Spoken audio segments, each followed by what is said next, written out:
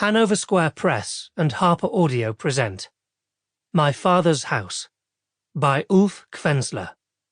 Performed by Gerrard. Part 1. If I'd known then what I know today, I wouldn't have known it today.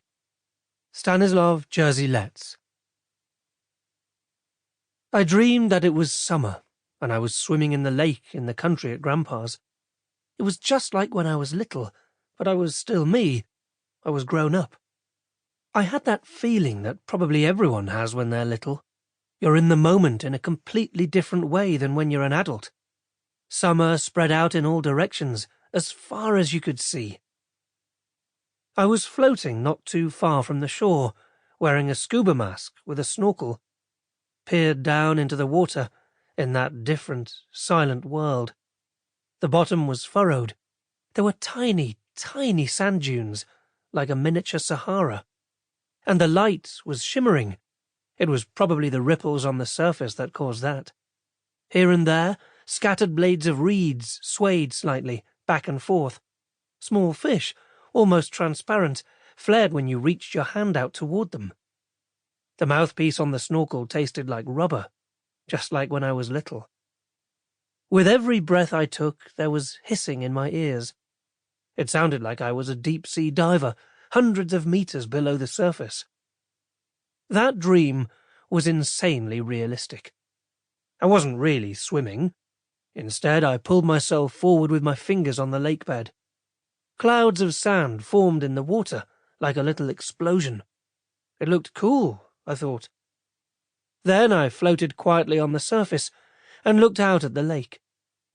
I shivered a little, because a little farther out the bottom disappeared, and the sunlight was swallowed by darkness. Grandpa talked a lot about there being a drop-off under the water a ways out. When I was little, I was never that far from shore, because I didn't touch bottom before the drop-off either. But as an adult, of course, I've been up by the edge. The water reaches roughly up to your nipples. Then you take another step and the bottom disappears. I think the lake becomes maybe 5 meters deep almost at once. Grandpa drilled into Clara and me that we weren't allowed to go to the drop-off, as if we would have even thought of venturing out there. A 6-year-old and a 3-year-old. I was scared to death of it. And to be honest, even as an adult, I feel a strange churning in my gut when I take a few steps out and my head disappears below the surface of the water. Anyway, in the dream, I felt a swath of colder water against my skin. Do you know how that feels? There are currents that bring water up from the deep part of the lake, I'm guessing, so I reached down toward the bottom to start pulling myself toward shore again. But then I didn't reach all the way down. I must have floated a while on the surface and drifted a few meters out without thinking about it. I started to thrash and struggled desperately to reach down with my fingertips, but it didn't help. I could see myself thrashing in the water quite helplessly, and slowly drifting out over the drop-off, to the deep part of the lake where the water was completely black and you had no idea what might be under it. Maybe big fish or eels were lurking down there in the depths. Imagine feeling an unknown something suddenly rub against your leg.